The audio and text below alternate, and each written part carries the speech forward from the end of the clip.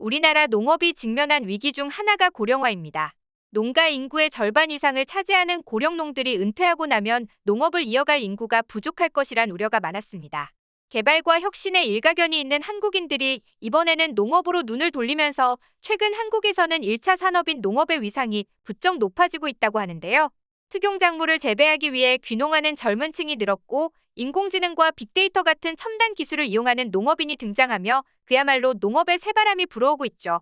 최근에는 단순히 농작물을 기르고 재배하는 데에 머물지 않고 환경 문제의 주범으로 꼽히고 있었던 플라스틱을 분해할 수 있는 효소를 개발하고 기존과 차원이 다른 신개념 농업 기술을 다른 국가들과 협력해 개발을 하고 있을 정도인데요.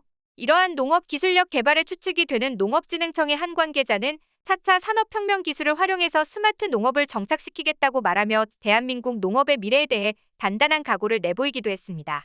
세계 최대의 농업 생산국인 미국에서도 한국의 농업혁신 아이디어에 혀를 내두르고 있다고 하죠. 그런데 최근 미국인들이 유독 탐내하는 한국의 농업 아이템이 있다고 해서 화제입니다.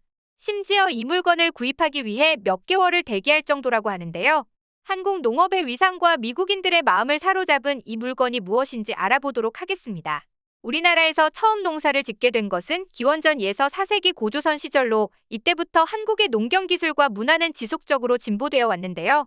맨 처음 아무 배경 지식도 없이 작물을 땅에 뿌리고 키우는 데에서 시작해 농경을 관리하는 관점이 생기고 조금 더 효율적으로 농사를 지을 수 있게 연구하고 개발하며 지금의 수준에 다다를 수 있게 된 것입니다.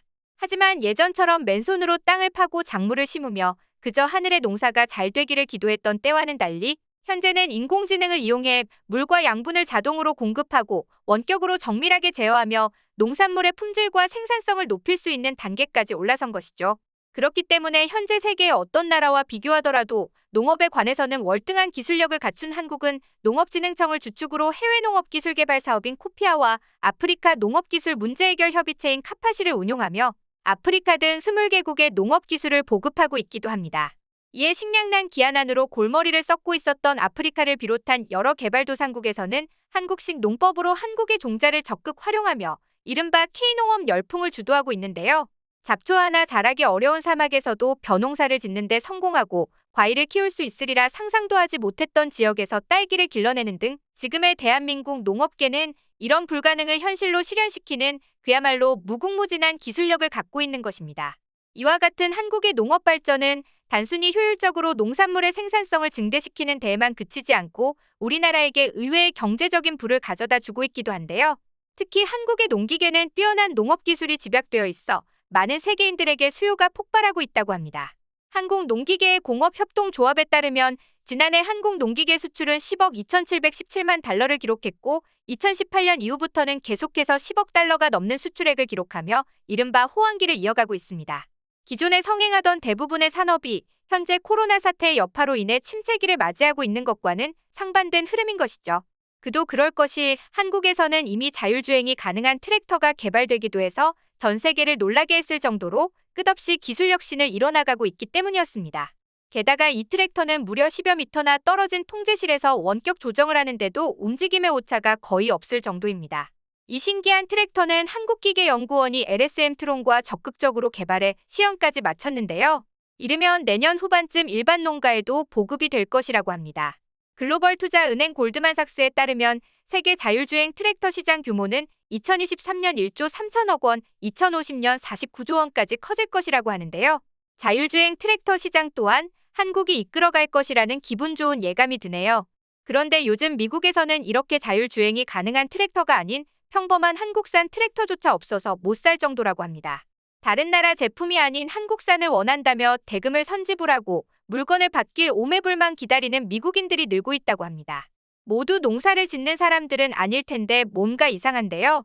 이유를 들어보니 절로 고개가 끄덕여졌습니다. 작년 내내 코로나19 때문에 갇혀있던 미국인들이 여유 시간이 많아지자 집안의 정원을 돌보기 시작했다는 것인데요. 그러다 보니 가든형 소형 트랙터 수요가 예상치 못한 이유로 폭발한 것입니다.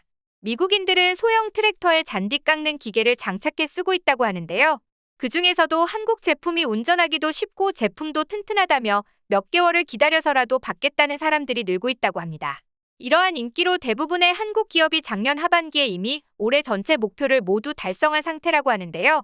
한국농기계공업협동조합에 따르면 2020년 농업기계 수출은 95만 대로 전년 77만 대와 비교해봐도 크게 증가했습니다. 올해는 더욱 높아질 것으로 예상되고요.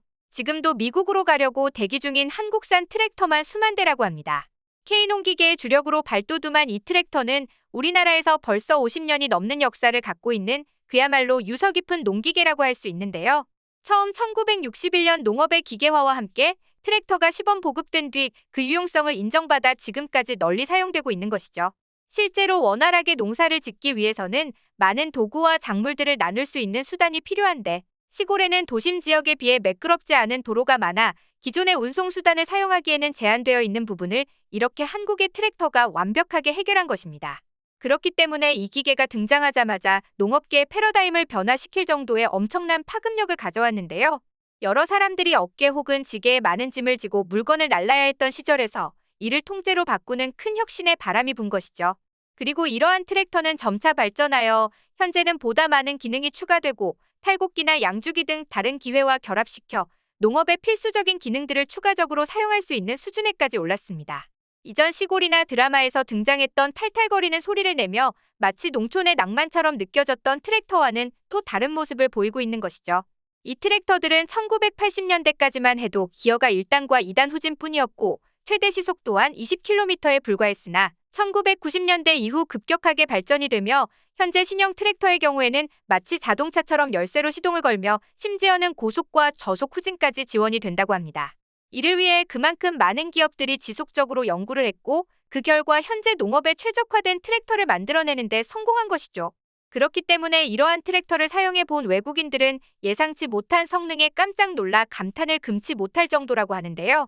그래서인지 한번 한국산 트랙터를 사용하고 나면 다른 나라의 트랙터는 눈길조차 주지 않는다고 합니다. 현재 미국 소형 트랙터 시장에선 한국과 일본, 인도 등의 국가가 경쟁하고 있는데요. 사실 한국 트랙터 제조 산업은 일본 업체의 OEM 생산에서 시작했습니다. 그런데 한국 기업들은 단시간에 자체 기술력을 확보해 일본 트랙터보다 훨씬 더 예쁘고 가성비 좋은 제품을 만들어내는 데 성공합니다.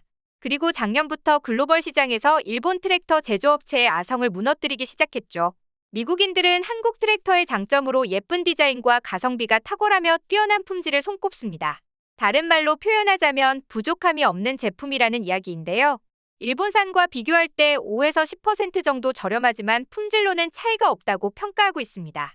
미국 시장에서 20에서 30마력의 소형 트랙터는 1,000에서 1,500만 원 선이고 100마력 이상의 대형 트랙터는 8,000에서 9,000만 원 수준이니 결코 저렴한 가격은 아닙니다.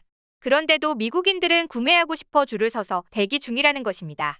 게다가 최근 한국관광공사가 제작한 서산 홍보 영상인 필더리듬 오브 코리아 서산편에서 갯벌을 달리는 경운기가 등장해 사흘 만에 조회수 100만을 넘기며 큰 화제가 되었는데요. 영화 매드맥스의 자동차 질주 장면을 패러디해 어민들이 경운기를 끌고 오지리 갯벌로 향하는 모습을 역동적으로 그려내면서 경운기가 힙하다라는 인식이 생겨 경운기의 수요가 더 폭발적으로 증가하기도 했습니다. 이처럼 오랜 시간의 기술 발전 끝에 세계 정상에 서게 된 자랑스러운 대한민국의 농산업에 힘찬 응원의 박수를 보내고 싶네요. 오늘 준비한 내용은 여기까지입니다.